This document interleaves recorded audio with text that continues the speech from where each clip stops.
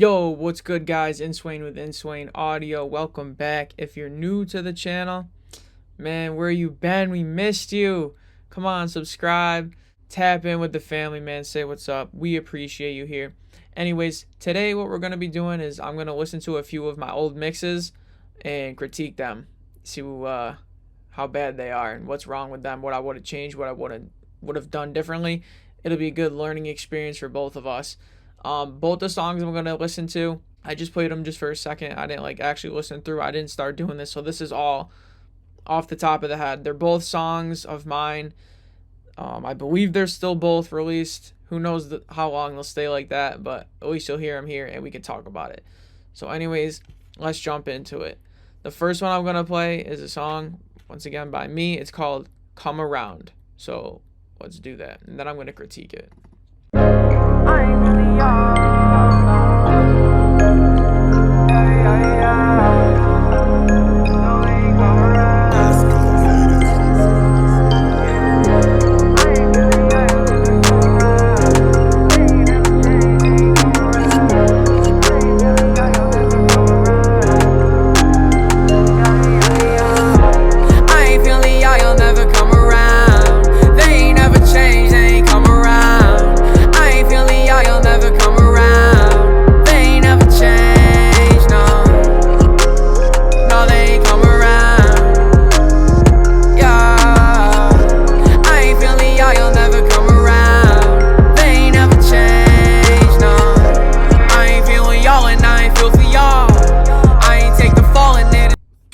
we get the idea.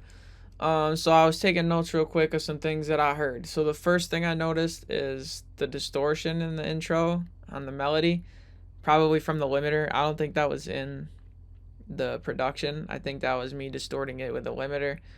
A little too much for my taste at this point. It was pretty excessive, but you know, I was trying to slam my limiters back then to get loud mixes as opposed to other things. I'm not sure if I had the track out or not, if I had access to it, but that would have helped if I did.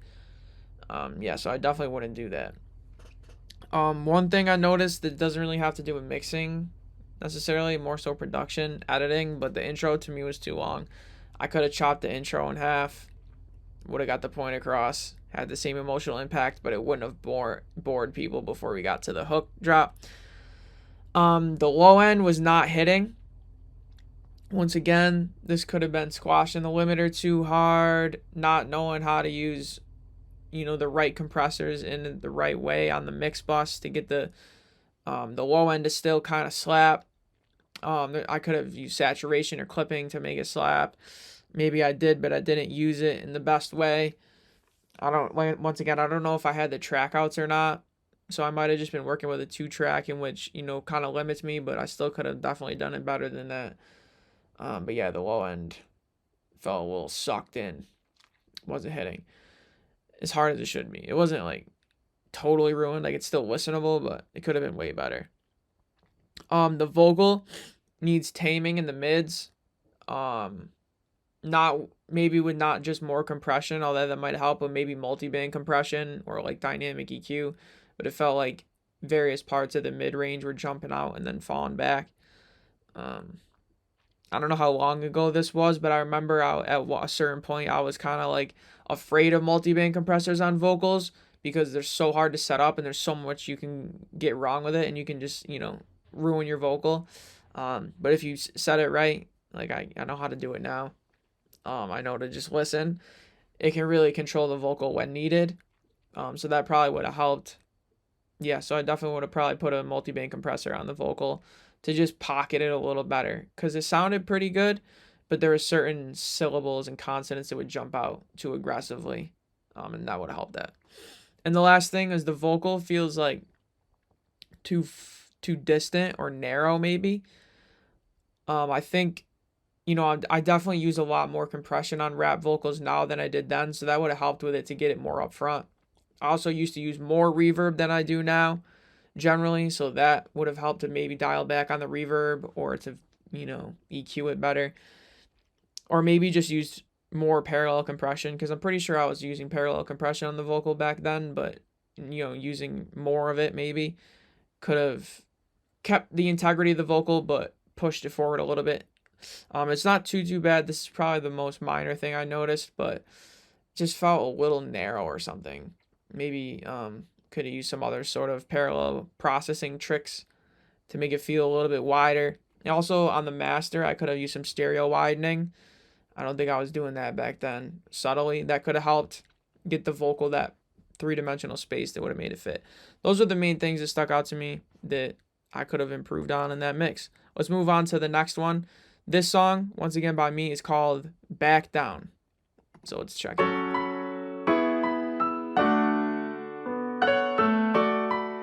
just want to let you know that I'm so proud of you and all the hard work that you've done. I don't want you to ever give up. I know that things are tough now, but you just have to keep pushing through, keep killing it, doing your thing. I'll be by your side every step of the way. Just don't give up. Never giving and I'm never going back down. Although I be getting tired, I will not retire, cause they all just wanna see me in the background. Although I be getting tired, I will not retire. That's a nice try, think cause I'm the nice guy. You can write me off, but that is not the right time. Nah, yeah. I just keep it moving, I be on the go. I ain't got a lot who with me, but yo, that's beyond me though. Okay. I feel like these are probably from the same era, have a lot of the same issues. Once again, the intro is so long. I know I had like, the talking skit in the beginning, of the girl talking, like it was over the phone giving me a message, so it kept your interest more than the last song. But I feel like I could have cut it down in half. Nowadays, I don't even have an intro on some of my songs. I just get right into it. Like, why bore people? It's hard enough to hold people's attention as it is. So, don't scare them off and bore them. Just get to the point. Like, we just want to hear the song. So once again, not exactly a mixing thing.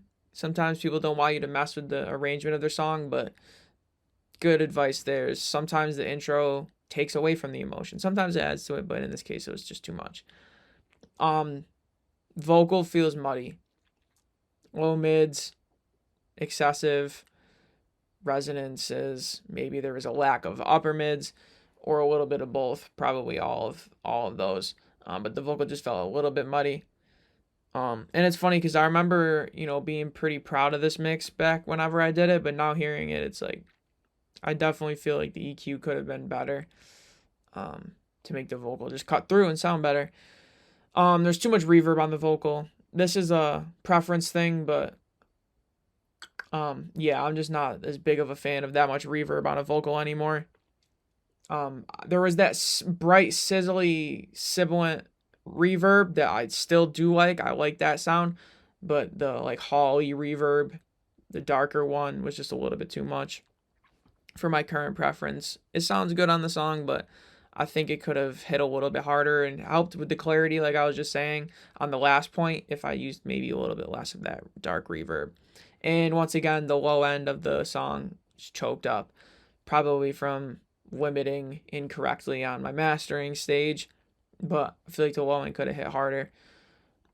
But yeah, not horrible, not great. I'm definitely much better now, but that's a good thing. If you look back on your old work of anything you do and you don't feel like you're improved and embarrassed by it, then you're kind of stagnant, and that's a bad sign. So I'll put it out there for you guys to see. We can pick it apart. It's a learning experience for both of us. I'm much better now, and hopefully in years when I look back on what I do now, I feel the same way about my current work as I do about this previous work.